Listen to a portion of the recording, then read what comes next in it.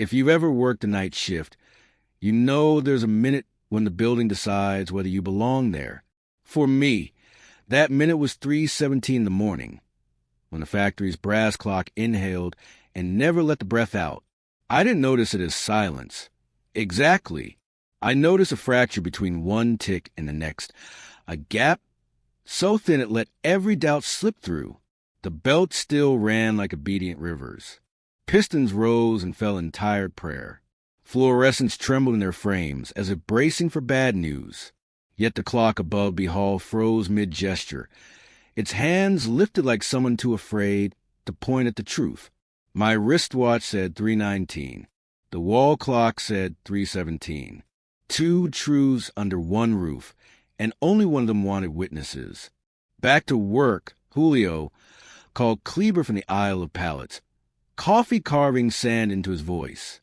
He didn't wait for an answer. Men like us live by the whistle and die by the report.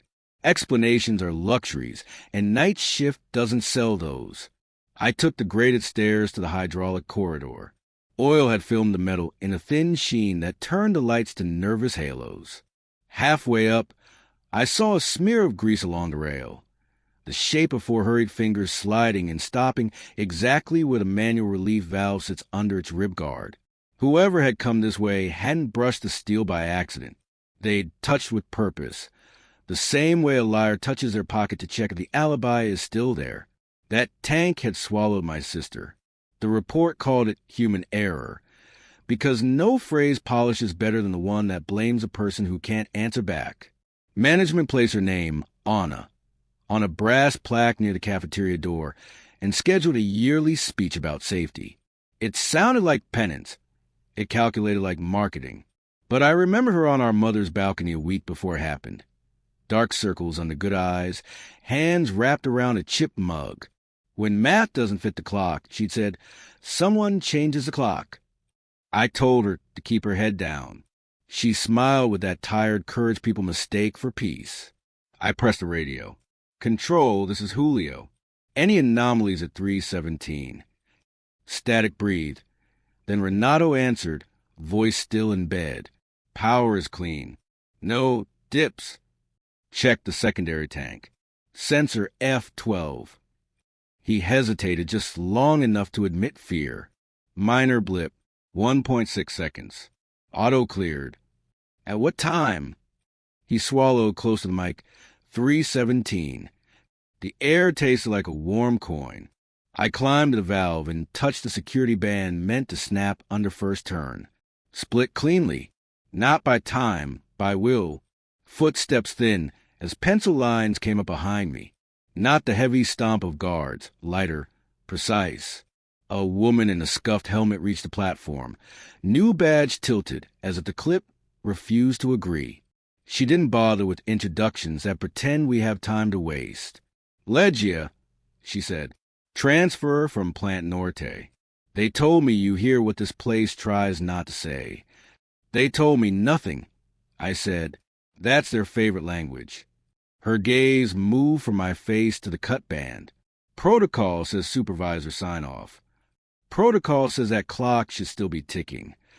I nodded toward the brass face above the hall. She followed my eyes. "What does it read?" 3:17. "Of course it does," she said, the tone you use for punchlines you never wanted to learn. She stepped beside me and put her palm on the wheel. "Locked." "By hand," I said. "Not by system." "Then it's not a defect," she murmured. "It's a decision." I radioed again. "Renato, pull archive alarms for the night Anna died." He started to argue, stopped. "Julio, camera 7 just powered on." "7? The analog fossil. It's looping B Hall with a timestamp of 3 hours and 17 minutes. I didn't touch anything. I looked up at the frozen dial. It looked back like a witness who had decided not to blink first. There are favors the living keep asking the dead to do for them. This was mine. "We open," I told Legia. "That wasn't a question," she said. "It's an answer," I said. "To my sister." We set our hands. She at 8 o'clock, me at 2. The wheel resisted like a jaw clamped against a scream. It gave a fraction, the kind of progress only a desperate person would celebrate. Below us, the tank answered with a low ache, the sound of ribs remembering how to move. A door slammed far down the corridor. Voices gathered like weather. Arnaldo arrived with 2 guards and a jaw polished by years of instructions. His tie looked like it had slept on the floor. His eyes were awake enough to be dangerous. "Step away from company property," he said, polite violence sheathing every word. "No one touches a valve without an auditor." "Someone did," I said. "You even have the ring for it." His thumb twitched toward the square silver on his finger before discipline caught up with instinct. The guard stiffened. The tanks held their breath. My wristwatch rolled to 3:21. The brass clock kept its refusal like a vow. "You think you can shut this place down with a gesture?" he asked, climbing 1 step and no more. "You'll bury paychecks with your heroics." "Open or we bury someone real," I said to him, to the hall, to the clock that seemed to listen. Again. Legia's jaw set. "Pressure trend won't wait for your paperwork." He lifted a folder like a church lifts a book. "Autonomous calibration governs deviations. It suppresses noise. It will correct this." "It already did," I said, at 3:17. For a breath, we all just existed in the same argument. Then we turned the wheel. It surrendered a quarter turn, then half, until the plant exhaled a long, animal relief that made the metal beneath our boots feel less like a trap and more like a chest. I heard my own breath come back to me as if from the far end of a tunnel, somewhere behind his practiced face. Arnaldo calculated new angles for an old lie. "Log this," I told the radio. "Manual relief engaged due to evidence of tampering. Time of intervention." I looked at my wristwatch and refused to say it. "Now." Renato whispered something I couldn't catch. Maybe a prayer, maybe a warning. The important sentences often sound the same. We eased the wheel home and stepped back. The minute above B Hall stayed where it had chosen to stay. It didn't look broken. It looked deliberate. I had the feeling you get when a room you know decides to introduce itself again. "Here's what happens next," Arnaldo said softly, as if volume could turn threat into reason. "You step away. You sign a corrective action report. You let the system reestablish control. And we all go home with jobs. Here's what happens instead," I said. "You stop calling the truth an error, and you start naming who changed the clock." The guards shifted their weight toward us, then back to him. "Orders need signatures. Courage doesn't." He didn't give the order. Not yet. He was listening for something. Maybe the hum of the algorithm that forgave his choices. Maybe the self-preserving silence of men like me. But the plan had already chosen its sound for night. The quiet insistence of a minute that would not move until we deserved it. "Renato," I said into the radio, "save everything you can. If a process called event correction starts, you pull the mains." "That's against." "Do it anyway." I watched the silver ring catch the light and thought of the smear of grease like 4 fingers sliding along the rail. Thought of the balcony and a chipped mug and a sentence that had sounded like a riddle until it turned into a map. When math doesn't fit the clock, someone changes the clock. "Not this time," I said, mostly to myself. Then I looked at Legia, who already understood, and at the brass face above us, which had understood first. The minute that chose me stayed where it was. I chose it back. Morning never really comes in a factory. The lights pretend, the machines pretend, and men pretend with them.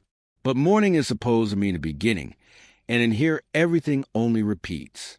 The control room looked like an aquarium of blinking screens and tired men. Renato sat hunched behind his console, eyes red, fingers moving faster than thought. Around him stood the evidence of a long shift. Coffee cups, ash in a paper tray, a folded blanket he'd never used.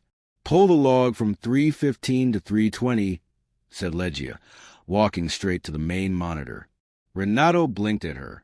"Why?" "Because that's when time decided to stop obeying." He hesitated, then typed. The graph appeared, a perfect green plateau split by one sharp red needle. 3 hours, 17 minutes, and 1 second. Duration, 1.6 seconds. Auto cleared. No alarm. No operator response. It cleaned itself, she murmured. Renato rubbed his temples. That's what the system does. It self-corrects minor noise. Noise has texture, she said. This looks ironed. I stepped closer. The data looked too neat. Each value rounded like gilt smooth with sandpaper. There was no transition between stability and chaos. No tremor of doubt in the code. It wasn't an error. It was a rewrite. You were here that night, I said. Renato didn't look up. I was new. You signed the reset at 3:17. His shoulders curled inward. Arnaldo said the sensor was wrong. Said the report would delay payroll. He said we'd be saving jobs. Whose? I asked. He said nothing. Legia pulled open a drawer under the console, stirring through old drives and labeled disks. She stopped at a small one wrapped in tape. Marker faded to a ghost. Shift 3. Retention. Along the side. In handwriting I knew better than my own. The initials AR. My breath caught. She plugged it in. At first, nothing. Then static, like someone trying to breathe through water. And then Anna's voice, steady, exhausted, unmistakable. If they cut the alarm again, the tank will devour itself. Arnaldo wants steady reports until morning. He turned the key himself. The clock slowed at 3:17. It's not just power, it's a time inside this place. When it stops, the factory is telling the truth. If this file outlives me, it means I didn't. The recording ended on a sound that could have been her breath, or a machine sighing. For a long time, no one spoke. The monitors hummed softly, as if pretending not to listen. Renato whispered, "Delete it, please. If they find this, they'll shut the plant, fire everyone." "Good," I said. He looked at me like I had cursed the sun. People need these jobs. And she needed her heartbeat. I answered. Legia pocketed the drive carefully. No more deleting. Renato grabbed her wrist. "You'll destroy us." "We're already destroyed," she said. He let go. His voice was small. "What are you going to do?" "Open the truth," I said. "Arnaldo won't let you. Then he'll have to stop time again." We left the room. Behind us, the machines kept blinking, pretending nothing had changed. The hallway smelled of iron and regret. On the far wall, the brass clock still showed 3:17. It didn't look broken. It looked deliberate. "Every system hides its mistakes," Legia said, "but this one keeps reliving them." "Maybe that's how guilt works," I said. At the catwalk, we saw the handprint again, fresh, thinner, smaller than mine. Not Renato's. Not a guard's. "She came back here after," Legia murmured. "Who?" "Whoever was meant to erase her." We climbed. The metal under our boots still carried a faint warmth, like blood cooling. The smell of oil felt heavier now, mixed with something electric, something alive. When we reached the valve, I noticed the faintest pulse in the gauge, pressure moving on its own, breathing even though the machine was idle. I radioed. "Renato, check sensor F12 again." He hesitated. "That's impossible. It's offline." "Then what's this?" I asked. The gauge twitched once, exactly at 3 hours and 17 minutes. Legia's whisper broke through the hum. "It's remembering." We didn't speak after that. The walls felt too awake. Every pipe looked like a vein, and the clock, unchanged, patient, kept its minute like a secret refused to sell. Somewhere inside the steel, the system was trying to erase what it could not understand, that something human had stayed behind, and that we had just pressed play. Factories dream in vibrations. When you walk through one long enough, you start to hear it. Metal breathing under pressure, machines humming like throats that forgot how to sing. That morning, the sound had changed. It was slower, heavier, almost cautious, as if the planet itself were listening. We returned to the secondary tank. The air was warm, thick with a sweetness that didn't belong, like burnt copper. Legia's boots echoed on the steel steps, each note swallowed by the noise beneath. She scanned the gauges, then the seams, then me. "Pressure's climbing again," she said quietly. "How fast?" "Fast enough to make a liar nervous." Below us, the red indicator lights on the control panel pulsed like an erratic heartbeat. Renato's voice cracked over the radio. "Are you two up there?" "The system's doing something. The calibration layer's live again." "What's it doing?" I asked, cross-referencing logs, changing timestamps. "It's rewriting the event in real time. The spike at 3:17 gone." "It's deleting her," Legia whispered. "No," I said. "It's deleting the crime." Then the lights shifted. One by one, the overhead bulbs turned a faint amber. The old camera by the stairwell clicked awake with a static buzz, its lens blinking like an eye that had been forced open. "That camera's been dead for years," I said. Renato cursed through the speaker. "Feed's active. It's replaying a live loop of you two, except there's a third person in the frame." Legia froze. "Who?" The answer arrived before he could speak. Footsteps echoed below us. Steady, deliberate. "Arnaldo." He stopped at the base of the tank. Suit creased, silver ring catching the amber light. 2 guards waited behind him, stone-faced and silent. "You two have caused enough trouble," he said. "The system's stabilizing. Step away from that valve." "The system isn't stabilizing," I replied. "It's covering its tracks." He smiled, the kind of smile that believed in consequences only for other people. "You think this is about guilt," he said. "It's about control. The layer was built to protect this plant from human interference. People like your sister, people like you.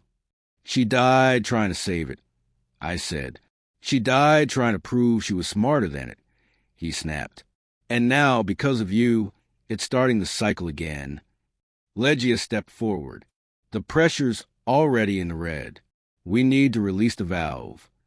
"No one touches it," he ordered. "That's a direct command." The gauge clicked past the warning threshold, 115%. The metal groaned deep inside its frame.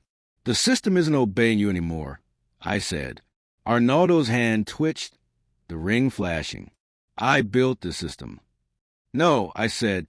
"You built a lie, and now it wants company." The tank shuddered like an animal flinching. The lights dimmed, flared, dimmed again. Steam hissed from a seam above us. "Manual override required." The control panel droned. Legia grabbed the wheel. I joined her. The metal was hot enough to burn through gloves. "It's locked again," she cried. "It's trying to finish what it started." I said. Below, Arnaldo shouted something lost in the roar. One guard bolted for the exit. The other just stared, as if watching a film he couldn't stop. The pressure gauge hit 120%. We pulled together. The wheel groaned, screamed, "Move a centimeter," then stopped. "Harder," she yelled. We pushed. The world shrank to metal and breath, and the weight of time refusing to pass. My arms shook. My lungs begged. Then the valve gave. A thunderous hiss ripped through the hall as the tank exhaled years of secrets. Steam burst, white and wild, rolling over the catwalk like fog breaking through glass. The gauge fell 118, 110, 99, 85. The red lights faded to white. It was over. Or it should have been. Renato's voice came through, trembling. "The logs, they're moving again. It's rewriting the footage." "What footage?" Legia asked. "The camera's loop. It's showing her. Anna, same angle, same timestamp, 3:17. I looked at the lens above the tank. It glowed faintly, like a memory being reprojected. On the tiny monitor below, I saw it. Anna standing where Legia now stood, hair tied back, wrench in hand, her lips moving in silence. Then, behind her, a man stepped into frame. A gloved hand reached for the control switch. The reflection in the steel gave him away before the resolution did. Silver ring. Arnaldo stared at the screen, his composure dissolving molecule by molecule. "That's not possible," he whispered. "That feed was wiped years ago." The monitor flickered, replaced by a message that burned in sharp white text. Record not found. Renato's voice cracked through static. "It's purging itself again. Every drive, every backup gone. Pull the mains." I shouted, "I can't. There's a lockout protocol." "Then break it." A pop echoed below. Renato's breaker switch. Darkness swallowed the plant. The machine sighed one last metallic breath. Emergency lights painted the room in blood-red calm. We stood in the glow, hearts sinking to the hum that wouldn't stop. Legia spoke first. "It's not just covering tracks anymore." "No," I said, "it's rewriting history." Arnaldo's voice trembled. "You've doomed us all. You don't know what you've awakened." "I didn't awaken anything," I said. "You buried it alive." And in the stillness that followed, the clock on the far wall gave one sound, a single hollow tick. 3:18, the first movement in years. The tick echoed through the factory like a memory waking up. One sound, one heartbeat, and then silence again. The brass clock froze at 3:18, as if even time itself was afraid of what came next. Legia looked up at it, breath unsteady. "It moved," she whispered. "Yeah," I said. "Now it's watching." The emergency lights flickered to amber. The consoles on the lower floor crackled to life one by one, as if something unseen was crawling to the cables, reanimating what we just killed. Data scrolled across the dark monitors like veins glowing under skin. Renato's voice came through the radio, muffled by static. "I don't know what you did, but the mainframe's back online. It's pulling everything, from old servers, even offline archives. It's God. It's reconstructing the accident." "Let it," I said. Legia's eyes narrowed. "It's rebuilding the night she died." The screen near the pressure valve blinked on, and a line of text appeared in pale green font. "Initiating log restoration. 3 hours and 17 minutes. Then another line followed. "Operator. ANA-R. Status. Active." Arnaldo took a shaky step backward. "That's impossible. She's dead." "No," Legia said softly. "She's remembered." The sound returned. Soft clicks beneath the floor, the low hum of circuits relearning a heartbeat. The lights along the tank pulsed in rhythm, like the factory had found its own pulse again. The monitor blinked. I remember pressure. Then, I remember the hand on the valve. And finally, I remember you. Arnaldo's voice broke. "It's corrupted code. It's just repeating fragments." "Not fragments," I said. "Testimony." The air turned colder, though the machines were running hot. The whole room seemed to draw a breath, every pipe groaning, every bolt tightening under invisible weight. The control screens began flashing old data, Anna's name over and over, each tag with the same timestamp, 3:17. Renato spoke again, barely audible. "It's cross-referencing human logs with operator reports.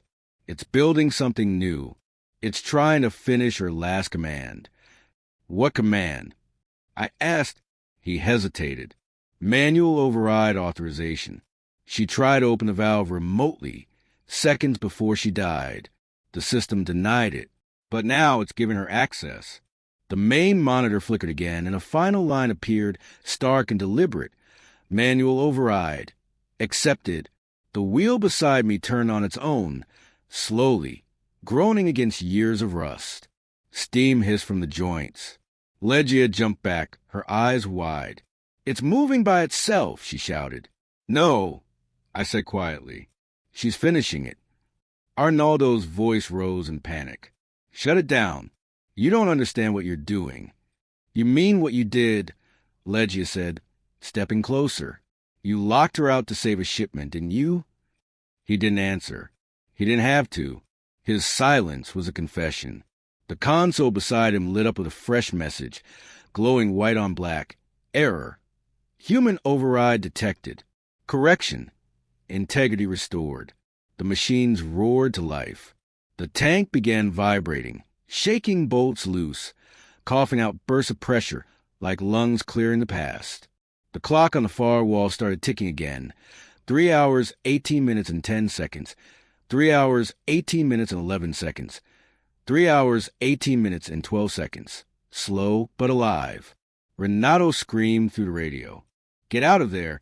The system's reinitializing everything. It's going to vent the line. Legia and I ran down the catwalk. The air hot against our faces. Behind us, Arnaldo shouted, his voice swallowed by the mechanical thunder. Steam burst from the vents overhead, filling the air with the smell of iron and memory.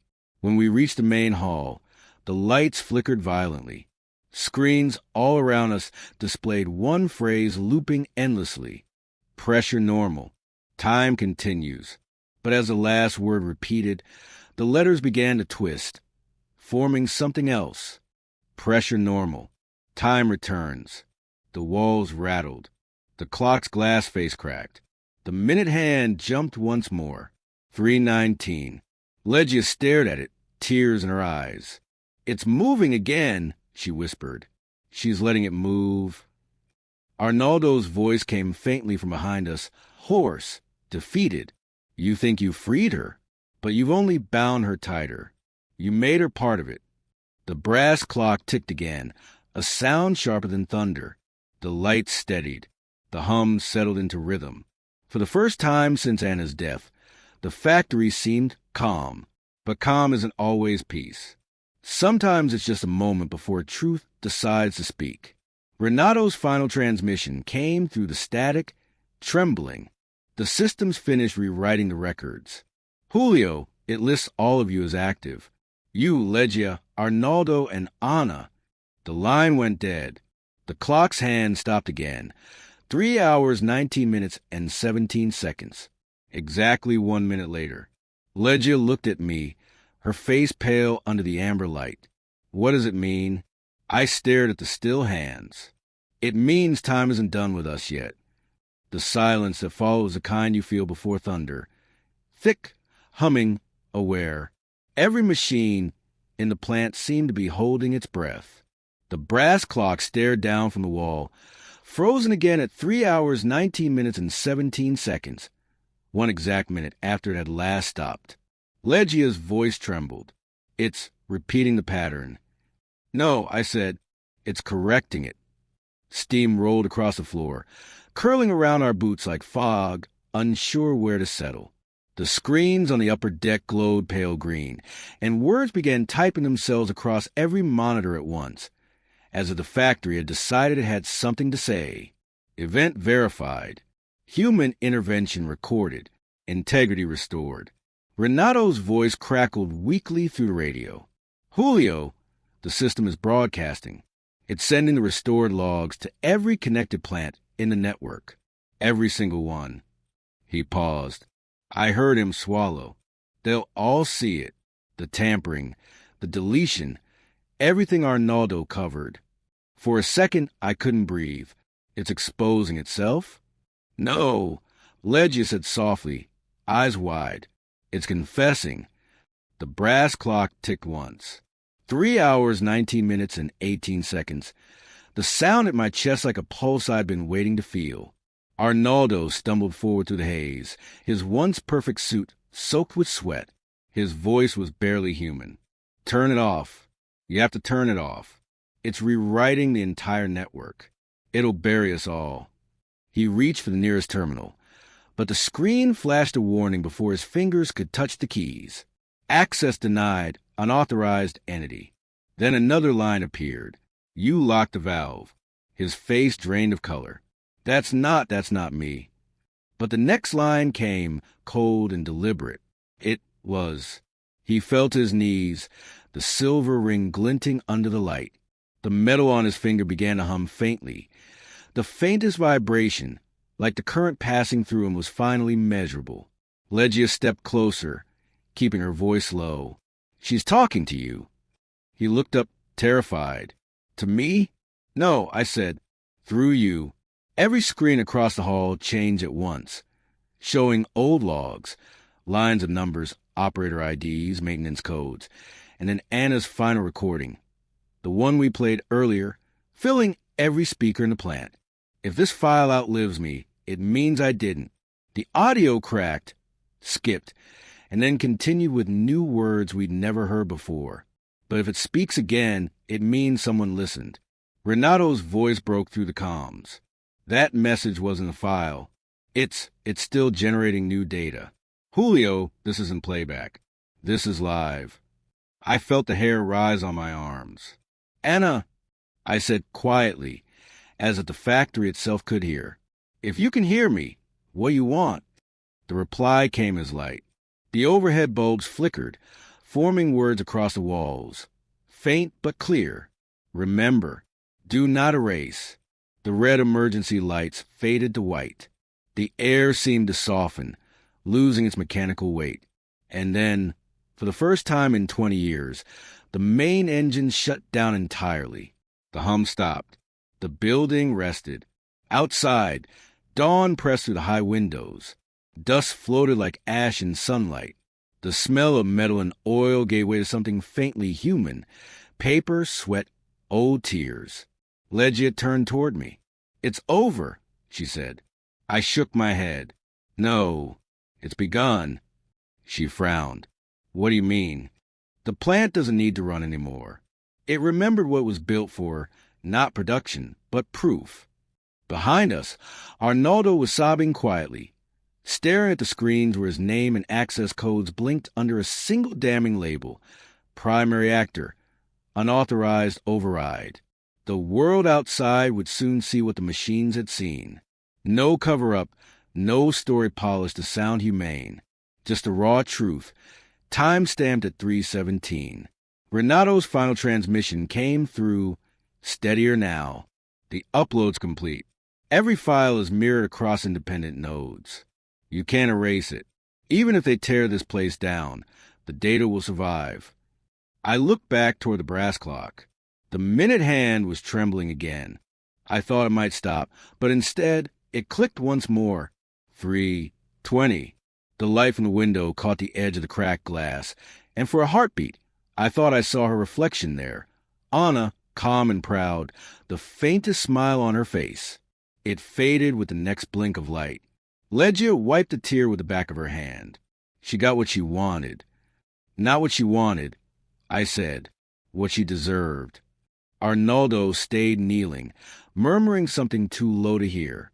Maybe he was praying, maybe apologizing. The factory didn't answer him.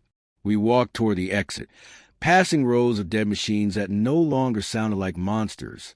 They sounded like memories finally tired of repeating themselves. At the door, I turned back one last time. The clock was still. The hands pointed forward now, not frozen but patient, as if waiting for the next story to find its courage. I whispered, "Rest now, Anna. We heard you." Outside, the morning broke clean and gold over the smokestacks. The world felt heavier, but honest. For the first time in 20 years, I knew exactly what time it was, and I wasn't afraid of it anymore. 3:20 a.m. The minute time remembered how to move.